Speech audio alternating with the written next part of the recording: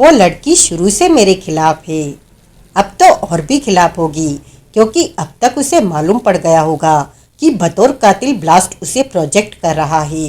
वो तो मुझे पास भी नहीं फटकने देगी। तो फासले से दिखा कोई करतब, लेकिन दिखाऊं मैं ही? नहीं, कोई जरूरी नहीं। तू कह अपनी जुबानी की ये काम तेरे बस का नहीं। ठीक है, मैं करता हूँ कुछ। शाबाशे। अब तुम मुझे ये बताओ कि तारा अपार्टमेंट के हर यूनिट में सबके अपने अपने फ़ोन हैं या सब फ़ोन कॉमन स्विच बोर्ड से चलते हैं? मुझे नहीं मालूम, लेकिन ये मामूली बात है। अभी डायरेक्टरी इंक्वायरी से मालूम पड़ जाएगी। रमाकांत ने डायरेक्टरी इंक्वायरी का नंबर डायल किया और वहां से वांछित जानकारी हासिल की। सब फोन कॉमन स्विच बोर्ड से चलते हैं, वो बोला, उस टाइप के स्विच बोर्ड से जिसमें इनकमिंग ऑपरेटर के जरिए होती है और आउटगोइंग में चॉइस होती है। ऑपरेटर के जरिए किसी का नंबर हासिल होने की या जीरो डायल करके नंबर खुद डायल कर लेने की। फ़ोन लगाओ। लगा के क्या कहूँ? कहो कि सयाली सूद से बात करनी है। उसके बाद क्या कहूँ? उसके बाद कहो कि साहब बात करेंगे। साहब कौन? सुनील ने छाती फुलाकर शान से अंगूठे से छाती ठकठकाई। आया वड्डा साहब माइयावा। फ़ोन लगाओ। रमाकांत ने निर्देशानुसार फ़ोन लगाया। सयाली सूद जब लाइन पर आ गई तो उसने रिसीवर सुनील को थमा दिया। सुनील ने रिसीवर लेकर उसके माउथपीस को रुमाल से ढक लिया और गरगराती आवाज़ में उससे बोला, गुड मॉर्निंग मैडम, मैं सायोनारा ब्यूटी एड्स का मार्केटिंग मैनेजर बोल रहा हूँ। हमने हुगो बॉस की कुछ प्रोडक्ट की सोल सेलिंग एजेंसी ली है और अपनी फर्म की इंट्रोडक्शन के लिए और प्रोडक्ट को प्रचारित करने के लिए शहर के सिलेक्ट संपन्न इलाकों में कुछ आइटमों की सैंपल की फ्री डिस्ट्रीब्यूशन शुरू की है। इस हफ्ते के लिए हमने विवेक नगर को चुना है और आज के लिए तारा अपार्टमेंट को चुना है। मैडम, क्या आप ह्यूगो बॉस का 5,000 रुपये कीमत का फ्री गिफ्ट हैम्पर हासिल करने में इंटरेस्टेड हैं? तुम लोगों को मेरा पता कैसे लगा? उसने सख्त भाव से पूछा। मेरे को तो इस अपार्टमेंट में आए अभी 24 घंटे भी नहीं हुए। मैडम, आपने मेरी बात को ठीक से नहीं सुना। हम प्राप्तकर्ता की शिनाख्त करके गिफ्ट हैम्पर नहीं बांट रहे। हम तारा अपार्टमेंट के ऑक्यूपेंट्स को गिफ्ट हैम्पर बांट रहे हैं, भले ही वो कोई हो। हमारी शर्त सिर्फ एक ही है, प्राप्तकर्ता नौजवान फैशनेबल महिला हो। आप हैं ऐसी? हाँ, तो आप गिफ्ट हैम्पर प्राप्त करना चाहती हैं? वो एब्सोल्युटली फ्री है। Yes madam. साथ में कोई पुछल्ला तो नहीं? जी। कोई कंडीशन तो नहीं? राइडर तो नहीं? कोई ऑनवर्ड बाइडिंग तो नहीं? No madam. Then I don't mind. आपका शुभ नाम? सयाली सूद। वर्किंग गर्ल है या हाउसवाइफ हैं? Working girl. इस वक्त आप कौन से ब्रांड के कॉस्मेटिक इस्तेमाल करती हैं? किसी स्पेशल ब्रांड के नहीं, जो हाथ आ जाए। सच पूछे तो आप जैसी महिलाएं हमारा टारगेट हैं। हम आपको हुक्यो बास का दीवाना बना के छोड़ेंगे। देखेंगे। 1 घंटे में गिफ्ट हैम्पर आपके पास पहुंचेगा। आप तब तक घर होंगी? हाँ। गुड। आप गिफ्ट हैम्पर रिसीव करके एक सर्टिफिकेट जारी कर दीजिएगा। सर्टिफिकेट? वो तत्काल सावधान हुई। कैसा सर्टिफिकेट? जिसमें अपने खुद के हैंडराइटिंग में आपने ये लिखा होगा कि आज से पहले आपको सायोनारा ब्यूटी एड्स से हुगो बॉस का कोई फ्री गिफ्ट हैम्पर प्राप्त नहीं हुआ। ओह, ऐसा इसलिए ज़रूरी है कि हम नहीं चाहते कि किसी को हमारा गिफ्ट हैम्पर मिले ही नहीं और किसी को 2 मिल जाए, 3 मिल जाए। You understand my point madam? I do now. तो आप हमारे कुरियर को ऐसा लिख के देंगी? हाँ, अपने खुद के हैंडराइटिंग में। और कैसे? टाइपराइटर या कंप्यूटर? प्रिंट तो मेरे पास है ही नहीं। वो भी तो अपने हैंडराइटिंग में। Okay okay. Thank you madam for joining the wonder world of Sayonara beauty aids. Good luck and good bye. Sunil ने माउथपीस पर से रुमाल हटाया और रिसीवर वापस क्रेडल पर रख दिया। रमाकांत भौचक्का सा उसका मुंह देख रहा था। कैसी रही? सुनील हंसता हुआ बोला, तूने तो कमाल कर दिया यार। सुनील फिर हंसा, लेकिन जो तूने कहा वो लिख के देगी। दुनिया में ऐसी कोई नौजवान लड़की पैदा नहीं हुई जो कीमती कॉस्मेटिक की फ्री पेशकश को ठुकरा दे 5,000 रुपये का माल हराम में हासिल करने के लिए 2 लाइनें लिख के देने से उसे भला क्या ऐतराज होगा। तो ये तरकीब लड़ाई तूने उसके हैंडराइटिंग का नमूना हासिल करने की। हाँ, अब तुम हुगो बॉस के कुछ आइटम की खरीद का और उन्हें फैंसी गिफ्ट पैक करवाने का प्रबंध करो और किसी को विवेक नगर तारा अपार्टमेंट में 46 सूद के पास भेजो। 5,000 रुपये कौन देगा? ये भी कोई पूछने की बात है पूछने की बात। चिराग कासनीवाल का मिनी गिफ्ट हैम्पर देगा। कौन सा मिनी गिफ्ट हैम्पर? जो उसने बजारिया कुरियर मार्फत वड्डे बापाजी को भेजा था। ठीक, मैं यही कंफर्म करना चाहता था। मैं सामान की परचेज का इंतजाम करता हूँ और फिर किसी को लुबना चहल को बेच सको तो बेहतर होगा। वो कैसे? जनाना माल की ट्रांजैक्शन को मर्द हैंडल करता है तो अटपटा लगता है।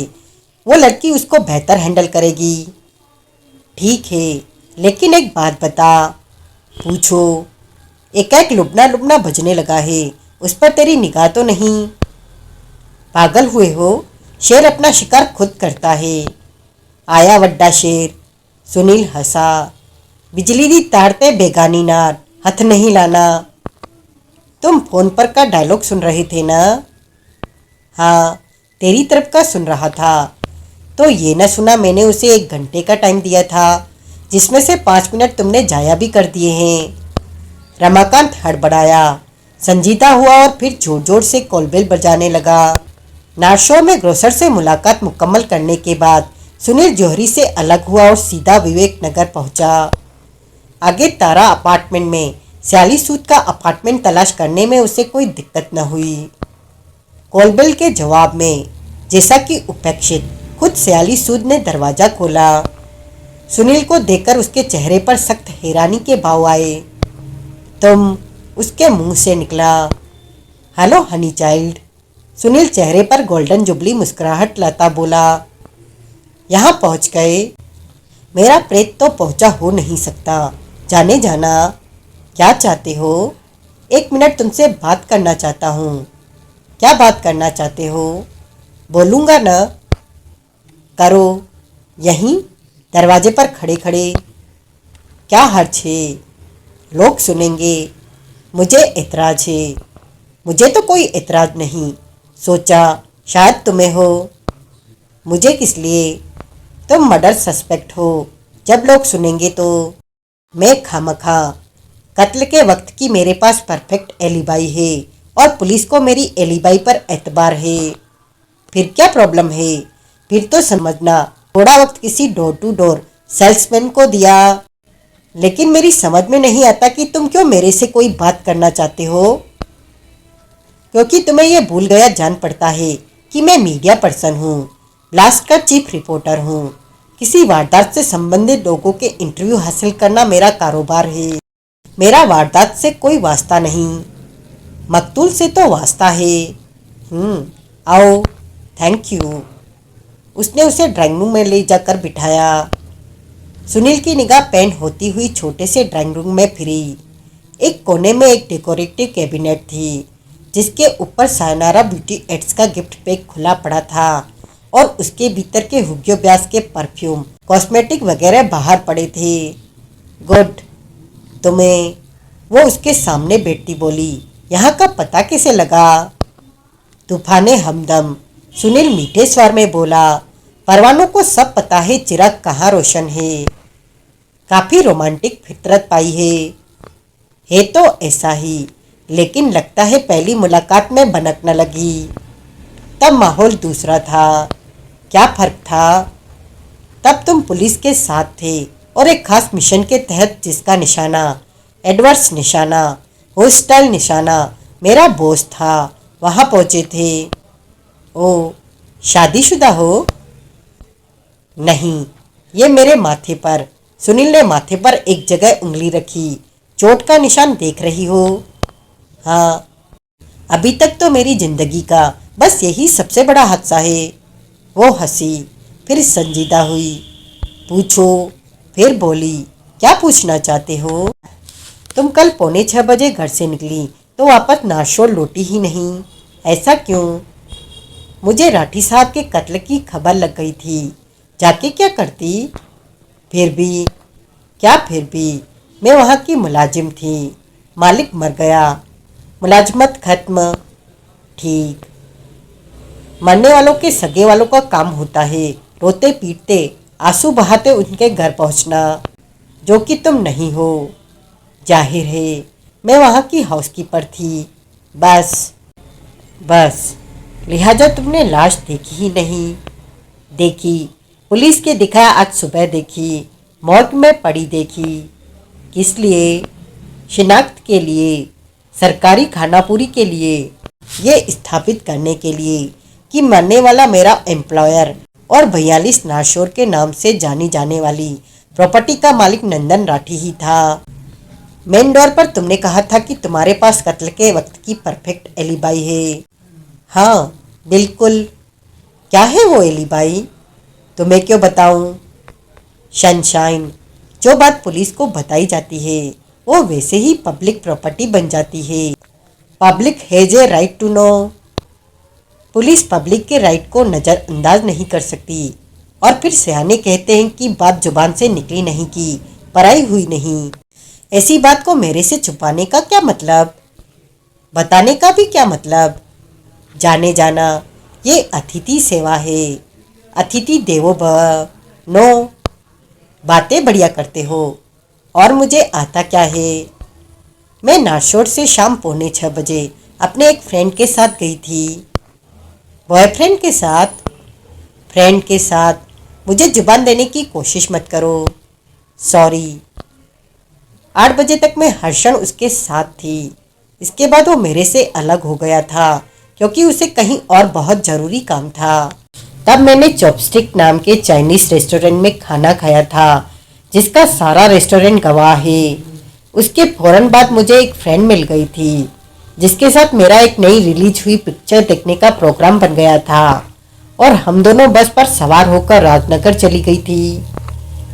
राजनगर क्यों? क्योंकि वह पिक्चर नारशोर के मल्टीप्लेक्स में नहीं लगी थी। कोठी पर फोन कब किया था? सहेली के मिल जाने के बाद, ये बताने के लिए कि मैं राजनगर पिक्चर देखने जा रही थी और पिक्चर के बाद रात को मेरा वहीं सहेली के साथ रहने का इरादा था। सहेली राजनगर में रहती है? हाँ। फ्रेंड कैसे बन गई? पहले नाशोर में रहती थी, 1 महीना पहले ही राजनगर गई थी। फोन करने का क्या नतीजा निकला? कोई जवाब नहीं मिला, इसलिए मैंने शो खत्म होने के बाद 12 बजे के करीब फिर फोन किया था, लेकिन तब भी कोई जवाब नहीं मिला था। तब जवाब न मिलना मेरे को खटका था। मैंने वही नंबर 199 पर फोन करके एक्सचेंज से कनेक्ट किए जाने को कहा था, तो मालूम पड़ा था कि लाइन ठीक नहीं थी। घंटी बराबर जा रही थी, फोन उठाया नहीं जा रहा था। राठी साहब का इतनी रात गए तक भी घर न होना मेरे लिए हैरानी की बात थी। तब मैंने इलाके के एक वाकिफकार को फोन लगाया था, तो मुझे हकीकत की खबर लगी थी कि मेरी कोठी से निकलने के बाद किसी वक्त राठी साहब का कत्ल हो गया था। पुलिस का कहना है कि वो कहीं जाने के लिए, किसी ऐसी जगह जाने के लिए जहां सज धज की जरूरत होती थी, जैसे कोई पार्टी, कोई शादी ब्याह, कोई और खास फंक्शन तैयार हो रहे थे। मुझे उनकी ऐसी किसी एंगेजमेंट की कोई खबर नहीं थी। इस बाबत तुम्हें कुछ नहीं बताते थे? कभी बताते थे, कभी नहीं बताते थे। इस बार नहीं बताया था? नहीं। ये अपार्टमेंट आज लिया है? हाँ, इसी सुबह। अब यही रहने का इरादा है? ये वीकली रेट पर है, हफ्ता भर तो यहाँ ही हूँ, आगे की आगे सोचूंगी। शायद इकबालपुर लौट जाओ। क्या? मूल रूप से तुम वहीं की रहने वाली हो ना? तुम्हें कैसे मालूम? हैरान होने की कोई बात नहीं। मैं जिस पेशे में हूँ उसमें इधर उधर से छिटपुट बातें मालूम होती रहती हैं। जिनकी बाबत बाद में ये याद कर पाना मुहाल होता है कि वो कैसे मालूम हुई थी, किसके कहे मालूम हुई थी। ओह, तो होम टाउन लौटने का इरादा होगा। हो सकता है। ब्राइट आइज, जो छिटपुट बातें हाल में मुझे मालूम हुई है उनमें से एक ये भी है कि तुम मकतूल से इकबालपुर से वाकिफ थी। उसके चेहरे पर फिर हैरानी के भाव आए, लेकिन उसने जवाब देने में हुज्जत न की। हाँ, वो बोली, जहाँ की वो रघुनंदन राठौर के नाम से जाना जाता था। हाँ, तब इकबालपुर में तुम मकतूल की प्राइवेट सेक्रेटरी हुआ करती थी। हाँ, यहाँ आकर हाउसकीपर बन गई। हाँ, ऐसा क्यों?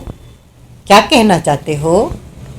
प्राइवेट सेक्रेटरी से हाउसकीपर बनना तरक्की तो नहीं माना जा सकता। मैं उनके बिजनेस के टाइम में उनकी प्राइवेट सेक्रेटरी थी। बिजनेस तो इकबालपुर छोड़ते ही पीछे वहीं छूट गया, इसलिए प्राइवेट सेक्रेटरी की उन्हें जरूरत ही न रही। लेकिन क्योंकि वो मुझे पसंद करते थे, कई बातों पर मेरे पर निर्भर करते थे, इसलिए चाहते थे कि हमारा साथ बना रहे। मैंने उनकी बात रखी और यहाँ चली आई और बतौर हाउसकीपर उनके हाउस होल्ड में स्थापित हो गई। हाँ, बिना किसी शिकायत के, बिना किसी गिले शिकवे के। जाहिर है, ऐसा इसलिए तो नहीं कि न तो मकतूल की प्राइवेट सेक्रेटरी थी, न हाउसकीपर थी, बल्कि कुछ और ही थी। और क्या? सोचो।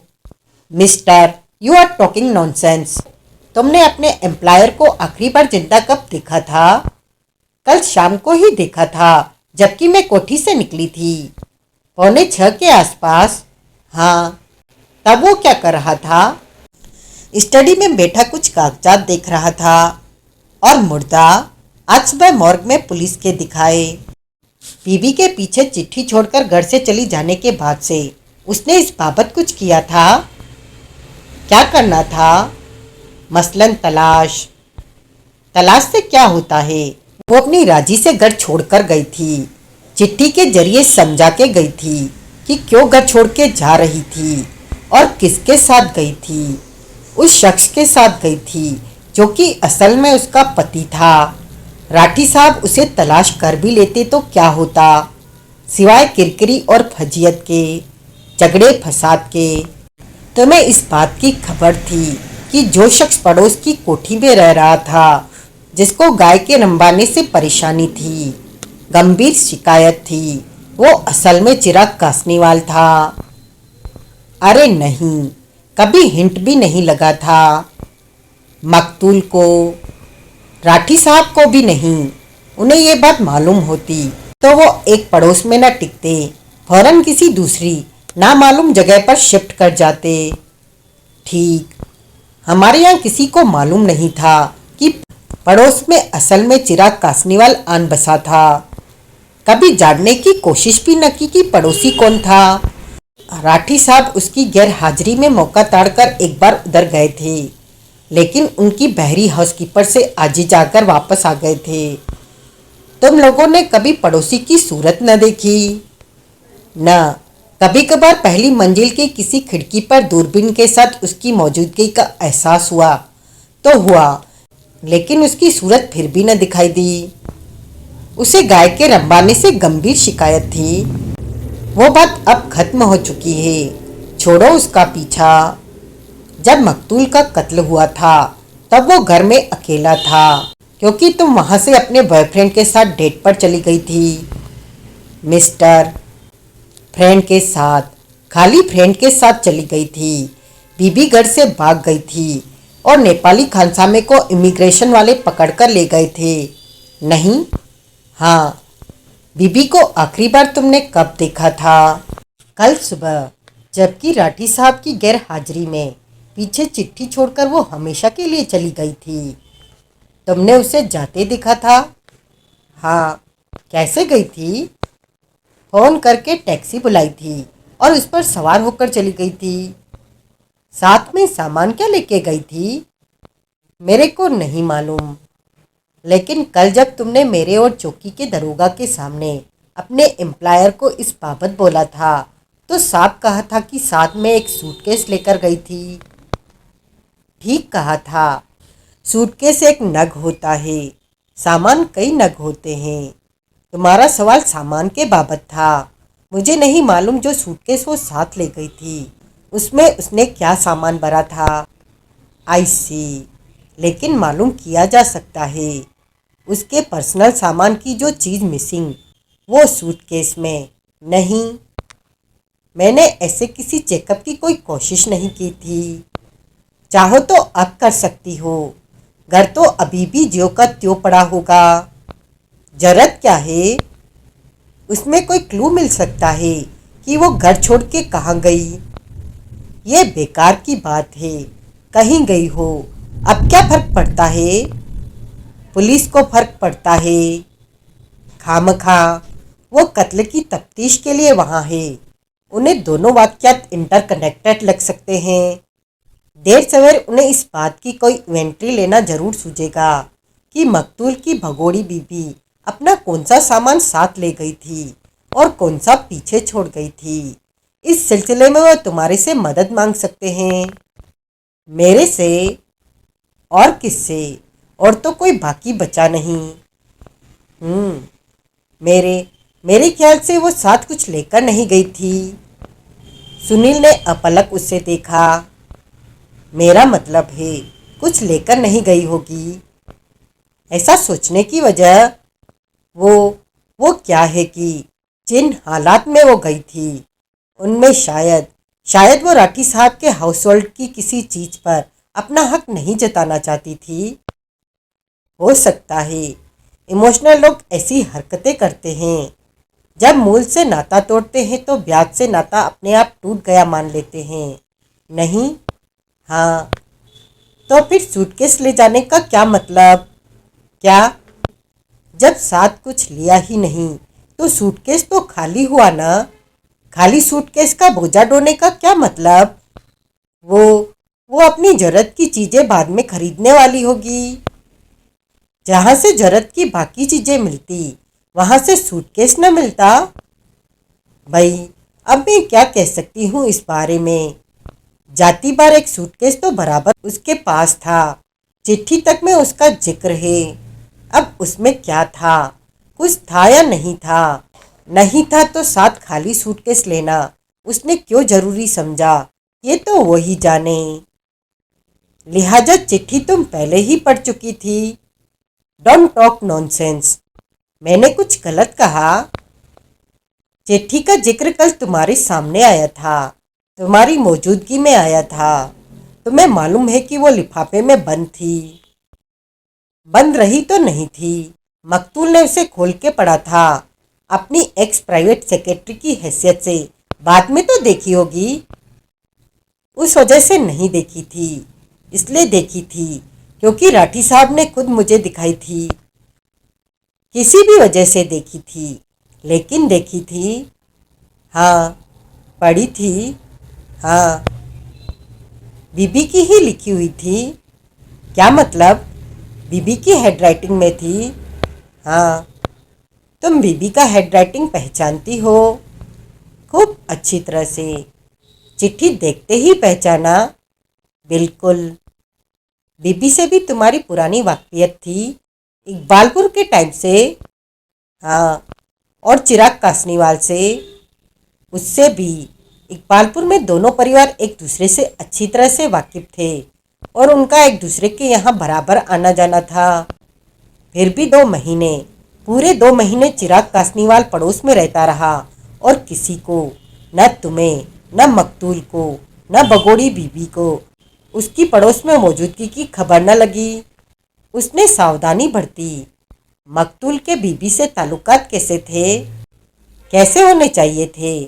जिस औरत के खातिर उसने घर बार छोड़ दिया, प्याता बीबी छोड़ दी, बिजनेस छोड़ दिया, उससे ताल्लुकात कैसे होने चाहिए थे? मधुर, ऐसे ही थे। कभी कोई जेजे नहीं, कोई चकचक नहीं, कोई तकरार नहीं। नहीं, इतने अमन चैन के साथ रहती औरत एक गंभीर बीमारी से हाल ही में उभरी और अभी भी शफा पाती औरत एक खुशगवार सुबह एकाएक उठी और हमेशा के लिए घर छोड़कर चल दी। पड़ोसी की वजह से? लेकिन उसे तो मालूम नहीं था कि पड़ोसी कौन था। किसी को भी मालूम नहीं था कि पड़ोसी कौन था। अभी तुमने खुद इस बात की तस्दीक की। शायद उसे मालूम हो। जो बात उसे मालूम हुई वो औरों को क्यों न हुई। तभी कॉलबेल बजी। सुनील खामोश हो गया। उसने शशक भाव से अपार्टमेंट के मेन डोर की दिशा में देखा। सियाली ने उठकर दरवाजा खोला। सुनील ने देखा चौखट पर कोई 35 साल का खूब सजा धजा सूरज से फुल अय्याश लगने वाला एक व्यक्ति खड़ा था। वो सियाली के कंधे पर से बड़े संदिग्ध भाव से सुनील की तरफ देख रहा था। फिर उसने उसी निगाह से सियाली की तरफ देखा। ये कॉस्मेटिक कंपनी का सेल्समैन है।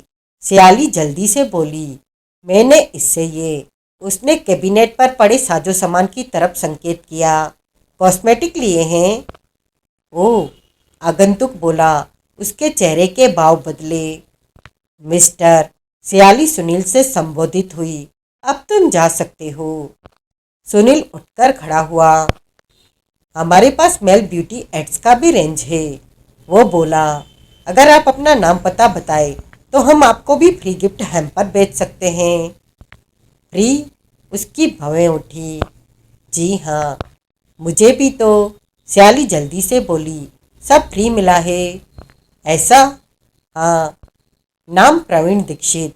वो सुनील से बोला, पता यहीं, care of सियाली Sood. Okay. Yes sir. कल सुबह ही आपका गिफ्ट हैम्पर यहाँ डिलीवर हो जाएगा। Thank you. सियाली ने सुनील को बाहर करके उसके पीछे दरवाज़ा बंद कर लिया।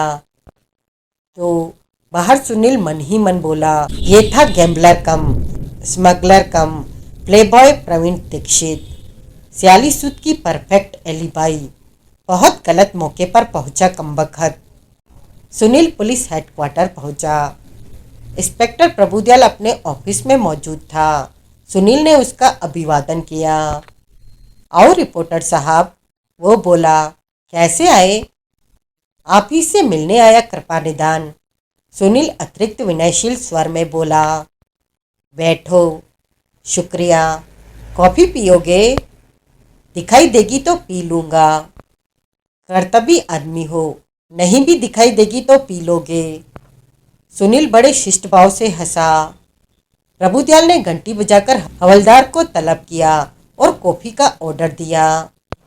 मेरे पर पेश नहीं चलती। फिर प्रभुदयाल बोला, तो अब मेरे महातों को पुड़िया देने लगे हो? ऐसा क्या किया मैंने? सब इंस्पेक्टर बंसल को पुड़िया देकर मुलजिमा वृंदा ठाकुर से मिले।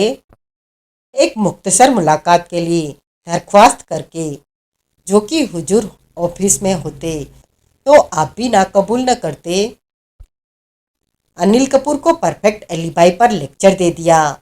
उसको आगे मुझे सरकाने के लिए डोज दे दी कि जनन परफेक्ट एलिबाई दुर्लभ शय है जो कि वाकया हो ही नहीं सकती। जी, तोता रटन की तरह कही उसने तुम्हारी सिखाई बातें। वो एक लफ्ज बोलता था तो 10 बार मेरी तुम्हारी तरफ तवज्जो जाती थी। सारी स्क्रिप्ट साफ तुम्हारी रची जान पड़ती थी। ऊपर से कहने वाला अनिल कपूर, जिसको ऐसी फैंसी, ऐसी आर्गोमेटेटिव बात सूझना किसी करिश्मे से कम नहीं। करिश्मे होते ही रहते हैं। हाँ, ये भी तो करिश्मा ही है कि ज़िंदगी में पहली बार बाई प्रॉक्सी तुमने मेरे से बात की। आपकी खामख्याली है कि? कोई खामख्याली नहीं मेरी। मैं तुम्हारी नस नस से वाकिफ़ हूँ। मैं तुम्हें, तुम्हारी सोच को, तुम्हारी नीयत को, जो कत्ल का केस हो तो अमूमन बंद ही होती है, किताब की तरफ पढ़ सकता हूँ। लेकिन तभी कॉफ़ी आ गई। हवलदार कॉफ़ी सर्व करने लगा। तो प्रभुदयाल बोला, कत्ल का तुम्हारा फेवरेट कैंडिडेट हाउसकीपर सियाली सूद है। बावजूद उसकी परफेक्ट एलिबाई के सियाली सूद है। अब आप पूछ ही रहे हैं तो हाँ, इसी बिना पर कि वो परफेक्ट है। सिर्फ परफेक्ट ही होती तो कोई बात थी। वाटर टाइट, आयरन और स्टील जैकेटेड है। जमा उसे वो एलिबाई देने वाला कोई सांभ्रात व्यक्ति नहीं, कोई समाज का प्रतिष्ठा प्राप्त व्यक्ति नहीं, एक शेडी कैरेक्टर है। ये कौन से कायदे में लिखा है कि शेडी कैरेक्टर की गवाही का शेडी होना लाजमी होता है? अब क्या कहूँ, मैंने अक्सर देखा है कि तुम्हारी सुनीलियन सूझ बतौर मुजरिम जिसकी तरफ इशारा कर देती है, तुम उसी के पीछे पड़ जाते हो। वो तो समझ लीजिए कि सोहबत का असर है। किसकी सोहबत का असर है? पुलिस की। पुलिस भी तो यही करती है। पुलिस जो करती है उसकी कोई बुनियाद होती है। तुम्हें उड़ती चिड़िया बताती है क्या करना है, जो बताती है और बता के उड़ जाती है। फ्यूचर कन्फर्मेशन के लिए पीछे नहीं रुकती। सुनील खामोश रहा। खामोश क्यों हो गए? और कुछ नहीं तो अब क्या कहूँ ही कहो। सुनील खेदपूर्ण भाव से हंसा। जो औरत गिरफ्तार है वो खामखा गिरफ्तार नहीं है, इसलिए गिरफ्तार है क्योंकि हर बात उसके खिलाफ है। मुझे नहीं मालूम तुमसे मुलाकात के दौरान उसने क्या कहा। मैं मालूम करना भी नहीं चाहता क्योंकि मुझे पहले से मालूम है कि हर मुजरिम प्रेस को अपने रूबरू पाकर अपनी बेगुनाही का राग अलापता है और पुलिसिया जुल्म की दुहाई देता है। लेकिन मुझे वो बाखूबी मालूम है जो हालात कहते हैं और उसकी हरकतें कहती है। अब सुनो, नहीं जानते तो मेरे से जानो कि हालात क्या कहते हैं और उसकी हरकतें क्या कहती है। उस औरत की अपने खाविंद से पुरानी रंजिश है क्योंकि उसे पीछे इकबालपुर में ही मालूम था कि उसका एक गैर औरत से अफेयर था। उस अफेयर से वो इस कदर भड़की थी कि आखिर कत्ल का खतरनाक इरादा उसके जहन में आया था और उसने इकबालपुर में एक गन खरीदी थी। तुम्हारी जानकारी के लिए हम उस खरीद का रिकॉर्ड ट्रेस कर चुके हैं और फायर आर्म्स डीलर के रजिस्टर के उस पेज की ईमेल से कॉपी हासिल कर चुके हैं जिस पर कि उसका नाम पता दर्ज है और उसके दस्तखत हैं। उस औरत के मर्डर वेपन की मिल्कियत से मुकरने की कोई गुंजाइश नहीं है। वो कहती है, सुनील दबे स्वर में बोला, कि इकबालपुर में ही वो गन उसके खाविन ने उससे छीन ली थी और जब वो वहां से फरार हुआ था तो गन साथ ले गया था। वो तो ऐसा कहेगी ही। अपनी बेगुनाही की दुआई देता कोई शख्स भला कैसे मान लेगा कि जब वो मौके वारदात पर पहुंचा था तो गन उसके पास थी। आप ठीक कह रहे हैं। यकीनन मैं ठीक कह रहा हूँ। उस औरत के सिर पर आज से नहीं, 1 साल पहले से खून सवार था क्योंकि उसका पति उसे एक परित्यक्ता पत्नी बना गया था। 1 साल से वो अपने पति का कोई सुराग पाने की फिराक में थी। आखिर वो सुराग उसे लगा तो वो चुपचाप राजनगर पहुंची और यहाँ आकर एक फर्जी नाम से, सुन रहे हो, फर्जी नाम से बोला मैंने, राधिका कुलश्रेष्ठ के नाम से इंपीरियल होटल में ठहरी। जिसकी नीयत पाक हो उसको फर्जी नाम की क्या जरूरत होती है?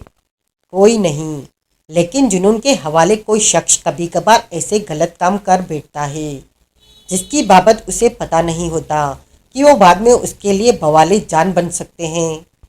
तुम कबूल करते हो कि वो औरत जुनून के हवाले थी। मैंने जनरल मिसाल दी थी। जनरल मिसाल के दायरे में वो भी तो आती है। आती तो है। उसने फर्जी नाम से होटल में ठहरने की तुम्हें कोई वजह बताई? नहीं। कोई वजह होती तो बताती, सिवाय इसके कि मन में मैल था, नीयत में खोट था। आप कुछ कह रहे थे? हाँ, अब आगे देखो उसने क्या किया। वो कल शाम 7 बजने से थोड़ी देर पहले अपने पति के मौजूदा मुकाम नाशोर की 42 नंबर कोठी तक पहुंची तो एक साम्राट आगंतुक की तरह अपनी आमद की खबर कॉलबेल बजाकर न की। उसने डुप्लीकेट चाबी से कोठी का फ्रंट डोर जबरन खोलकर भीतर दाखिला पाया और चुपचाप अपने पति के बेडरूम तक पहुंची जहां की वो शेव करके हटा था। मुंह पोंछता वो बेडरूम से बाहर निकला तो उसे अपने पीछे इकबालपुर में कब की छूट चुकी बीबी की सूरत में अपनी मौत उसे खड़ी दिखाई दी। मुलजिमा के हाथ में गन होना ही उसकी खतरनाक नीयत का काफी सबूत था। नतीजतन मौत से बचने के लिए, बेडरूम में पनाह पाने के लिए वो वापस बेडरूम की तरफ भागा। जहां पहुंचकर वो बीच का दरवाजा बंद करने में कामयाब हो जाता तो शायद बच जाता, लेकिन ऐसा न हो सका। बंद होते दरवाजे के पल्ले में से मुलजिमा की चलाई गोली उसको जाकर लगी और वो ढेर हो गया। इसको कहते हैं डेलिब्रेट कोल्ड ब्लडेड मर्डर। क्या कहते हैं? जरूर कहते होंगे, लेकिन आपकी कहीं इन तमाम बातों से ये बिल्कुल भी साबित नहीं होता कि उसने कत्ल किया था। बड़ी हद ये जाहिर होता है। अच्छा, वो भी जाहिर होता है, साबित नहीं होता कि उसका कत्ल का इरादा था। लेकिन इरादा करने से ही कोई कातिल कहलाने का हकदार नहीं बन जाता। लिहाजा कत्ल हुआ ही नहीं। हुआ, बराबर हुआ। जो प्रकट है उसे कैसे जुटलाया जा सकता है? शुक्र है उसकी बदकिस्मती ये है कि वो तब वहां पहुंची जबकि कत्ल बस होके हटा था। तुम भूल रहे हो कि कत्ल उस गन से हुआ था जो कि उसकी मिल्कियत थी, जो कि उसके कब्जे में थी और जिसे साथ लेकर वो वहां पहुंची थी। मिल्कियत थी लेकिन कब्जे में नहीं थी, साथ लेकर नहीं पहुंची थी। तो तुमने ये क्यों कहा कि उसका कत्ल का इरादा था? हथियार बिना इरादे पर अमल होता है? नहीं होता। उसके पास हथियार नहीं था, इसलिए वो कातिल नहीं थी। इरादा मैंने मिसाल के तौर पर बोला था कि बड़ी हद उसके मन में ये ख्वाहिश जागती होगी कि जिसने उसके साथ इतनी नाइंसाफ़ी की थी, उस पर ऐसा जुल्म ढाया था जो कि कोई बेवफा मर्द ही किसी औरत पर डाल सकता है। गोली लगे ऐसे कमबख्त को वो वहां गई क्यों? ऐसे शख्स के रूबरू होकर उसे शर्मिंदा करने के लिए जो कि 1 साल पहले उसे छोड़कर एक गैर औरत के साथ खड़े पैर भाग खड़ा हुआ था। तुम्हारे पास हर बात का जवाब है। सुनील खामोश रहा, लेकिन शायद उसके रुमाल से जुड़ी उसकी हरकत का जवाब न हो। वो क्या हरकत हुई? जिस टैक्सी पर उसका नाशोर का फेरा लगा था उसमें उसका कीमती रुमाल रह गया था, जिसके बाबत वो जानती थी कि वो देर सवेर उसके शिनाख्त का जरिया बन सकता था और उसकी असल करतूत को उजागर कर सकता था। लिहाजा उसने उस टैक्सी के ड्राइवर को तलाश किया और उससे अपना रुमाल वापस कब्जाया और समझ लिया कि अब वो सेफ थी। रुमाल उसने कब्जाया तो वो मेरे पास कैसे पहुंच गया? उस टैक्सी का ड्राइवर इस बात का पक्का, हरगिज न हिल सकने वाला गवाह है कि रुमाल उसने मुलजिमा को लौटाया था। कबूल, लेकिन मेरा सवाल जुदा था। मेरा सवाल यह है कि वो रुमाल मेरे पास कैसे पहुंच गया? तुम उसके ताल्लुक में हो, उसके हिमायती बनकर दिखा रहे हो। तुमने जरूर उसे कोई अपनी सुनीलियन पुड़िया दी होगी जिसकी वजह से रुमाल उसने तुम्हें सौंप दिया होगा। क्यों? मेरा क्या इरादा था? उसके खातिर सबूत गायब करने का इरादा था। और क्या इरादा था? ASM जो ठहरे। इरादे पर अमल तो न किया मैंने तो पूरी ईमानदारी से रुमाल आपके हवाले कर दिया। ईमानदारी से नहीं, मजबूरी से। इस अंदेशे ने तुमसे ये काम कराया कि तुम्हारी वो हरकत एक्सपोज हो जाने पर तुम्हारा अंजाम बुरा होगा।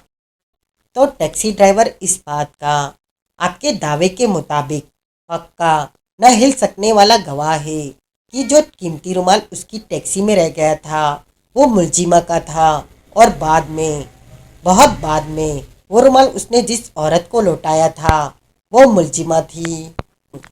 हाँ, तुम्हारी जानकारी के लिए अभी थोड़ी देर पहले यहाँ आइडेंटिटी परेड ऑर्गेनाइज की गई थी जिसमें उसने निसंकोच मुलजिमा को पिक किया था।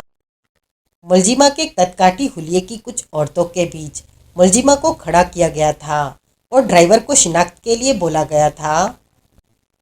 आइडेंटिटी परेड ऐसे ही होती है भाई। अपने जैसी 6 औरतों के बीच खड़ी मुलजिमा की शिनाख्त में उसने 2 सेकंड लगाए थे। शिनाख्त की थी और बोला था कि मुलजिमा ही उसकी कल शाम की पैसेंजर थी जिसके साथ उसने नाशोर का आना जाना किया था, जिसका कीमती रेशमी रुमाल टैक्सी में रह गया था और जिसे बाद में उसने मुलजिमा को ही लौटाया था। हाँ, ऐसा वो गारंटी से कहता है।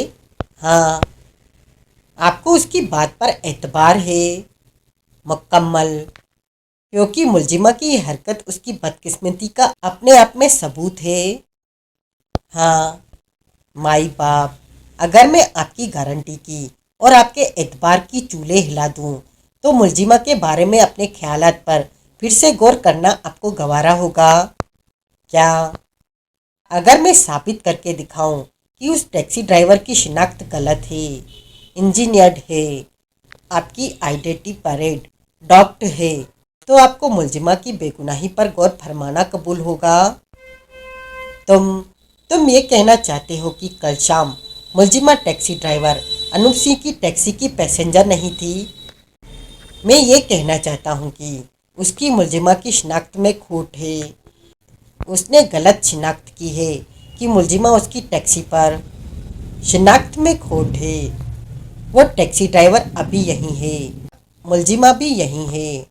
तुम मेरे सामने खोट उजागर कर सकते हो अगर आप मुझे फ्री हैंड दें। क्या फ्री हैंड चाहते हो?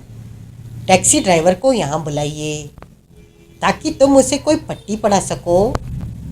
जनाब, क्यों नाजायज बातें करते हो? आपके सामने कोई ऐसी बात मुमकिन हो सकती है? प्रभुदयाल संदिग्ध निगाहों से सुनील को देखता कई क्षण सोचता रहा। ठीक है, आखिरकार बोला, बुलाता हूँ। Thank you. उसने कॉलबेल बजाकर हवलदार को तलब किया। जितने वक्त में वो हवलदार से निपटा, उतने में सुनील ने मोबाइल निकालकर रमाकांत को एसएमएस भेजा, जिसका आशय था, लुबना के साथ गोली की तरह पुलिस हेडक्वार्टर पहुंचो। कुछ क्षण बाद टैक्सी ड्राइवर अनूप सिंह के कदम वहां पड़े। आओ भाई, प्रभुदयाल बोला, बैठो। अनूप सिंह आगे बढ़ा और आकर सुनील की बगल में एक कुर्सी पर बैठ गया। उसकी सुनील से निगाह मिली तो उसके चेहरे पर हैरानी के भाव आए, लेकिन सुनील ने कोई प्रतिक्रिया दिखाने से खास परहेज किया। अब प्रभुदयाल उतावले स्वर में बोला, कहो क्या कहना चाहते हो? सुनील ने सहमति में सिर हिलाया। वो अनूप सिंह की ओर आकर्षित हुआ। तुम्हें मालूम है, वो बोला, कि यहाँ वृंदा राठौर नाम की एक औरत बंद है, जिस पर कल शाम नागशोर की कोठी नंबर 42 में हुए एक कत्ल का इल्जाम है। हाँ, वो बोला, मैंने अभी अभी उसकी। पहले हम कत्ल की बात कर लें, फिर अभी अभी पर आएंगे, ठीक? उसने हिचकते हुए सहमति में सिर हिलाया। तुम उसे राजनगर से नागशोर लेके गए थे, वापस राजनगर लाए थे और यहाँ उसे चर्च रोड पर छोड़ा था और बात खत्म हो गई थी। नहीं, वो यकरभाव से बोला, नहीं खत्म हो गई थी। क्यों, क्या हुआ था? आधी रात के बाद वो औरत मुझे फिर मिली थी, क्योंकि उसका एक कीमती रुमाल टैक्सी में रह गया था। मैंने वो रुमाल उसे लौटा दिया था। उसे, यानी कि उसी औरत को पहले शाम को तुम जिसे 42 नागशोर लेकर गए थे, जहाँ जिसने तुम्हें कहीं फ़ोन करने भेजा था। फिर उस काम से तुम्हारे लौटने पर तुम्हारे साथ राजनगर लौटी थी। हाँ, जो कि 42 नागशोर पर हुए कत्ल की मुलजिमा है। हाँ, तुम्हें कब पता चला था कि उस पैसेंजर का कीमती रुमाल तुम्हारी टैक्सी में रह गया था? उसके वापस राजनगर आकर टैक्सी से उतरने के थोड़ी ही देर बाद। तुमने रुमाल का क्या किया था? आपको दिया था।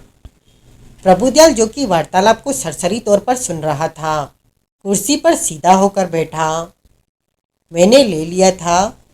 नहीं। क्यों? आपने कहा था, अमानत में खयानत करना शराफत नहीं होती। आपने मेरी इस बात से इत्तेफाक जाहिर किया था कि रुमाल या मुझे उसकी मालकिन को लौटाना चाहिए था या कंपनी में जमा कराना चाहिए था। प्रभुदयाल ने एक बार तनिक हैरानी से सुनील की तरफ देखा और फिर अपना शरीर वापस कुर्सी पर ढीला छोड़ दिया। लेकिन रुमाल कंपनी में जमा कराने की नौबत नहीं आई थी, क्योंकि रुमाल की मालकिन ही उसे वापस ले गई थी।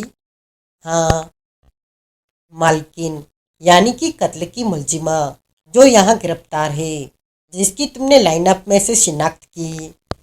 हाँ, कल आधी रात को उसके रुमाल ले जाने के बाद या अब आइडेंटिटी परेड में उसकी शिनाख्त करने से पहले कभी तुमने उस औरत को देखा था?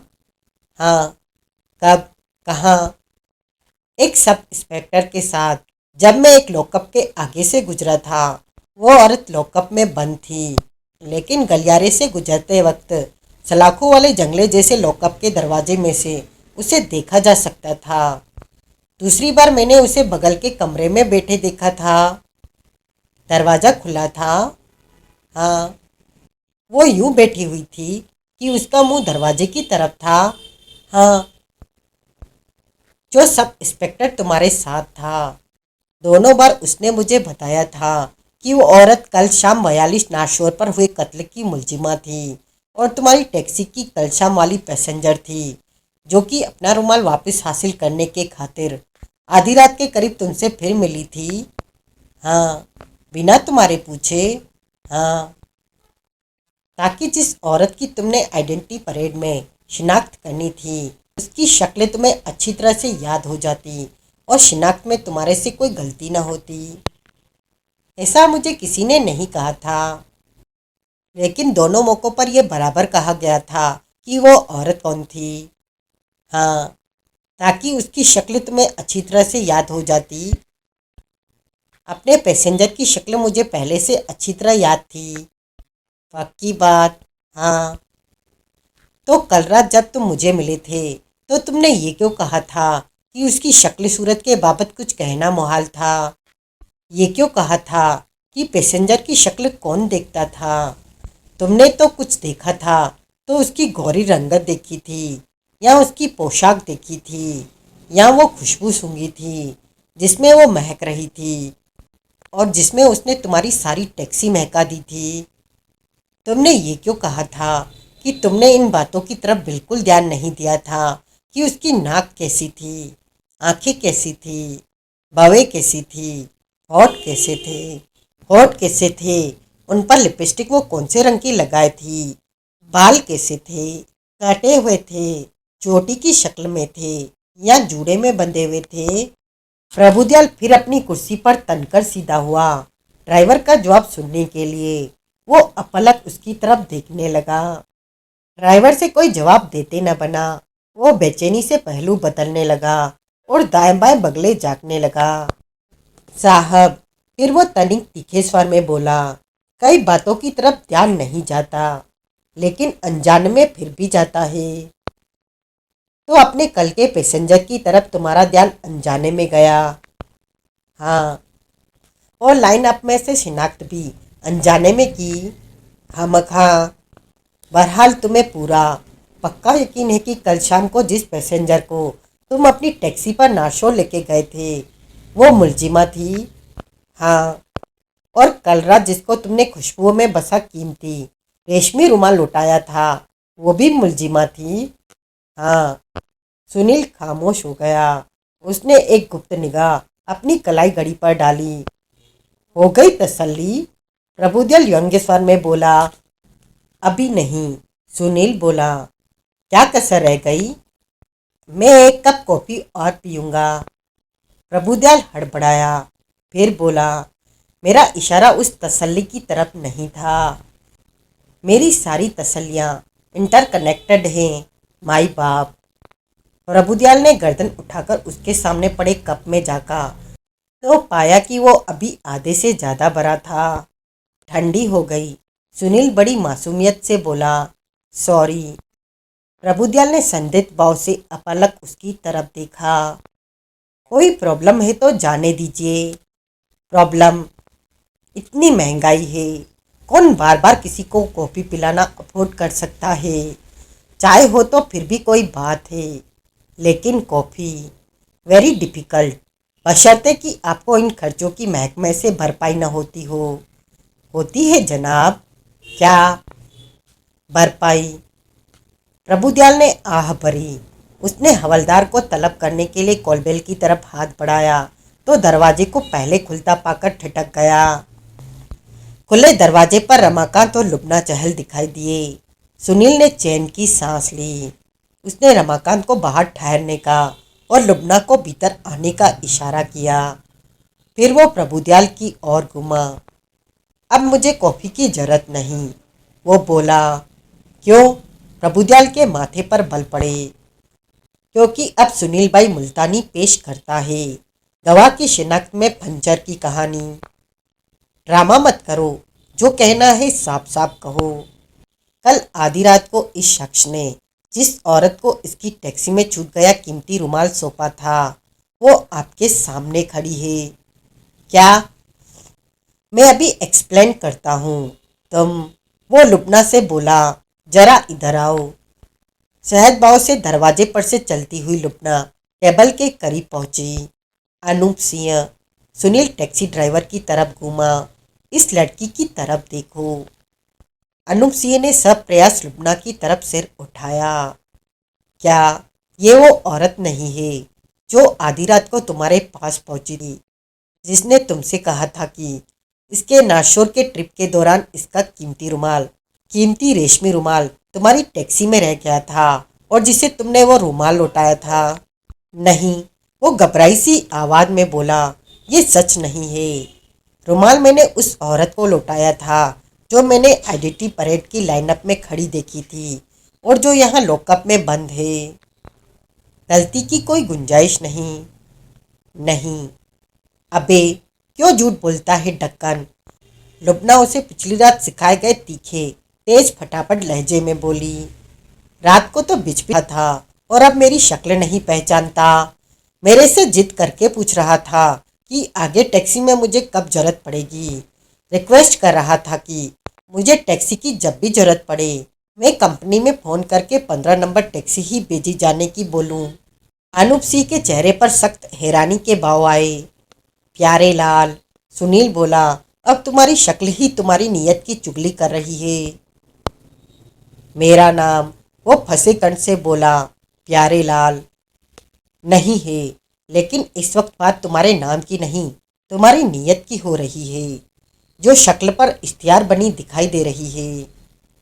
अब इस बात का जवाब दो कि कल तुमने अपने पैसेंजर को, जिसे कि तुमने रुमाल सौंपा था, बोला था कि या नहीं बोला था कि आइंदा उसे टैक्सी की जरूरत पड़े तो वो तुम्हारी 15 नंबर टैक्सी ही तलब करे? बोला था।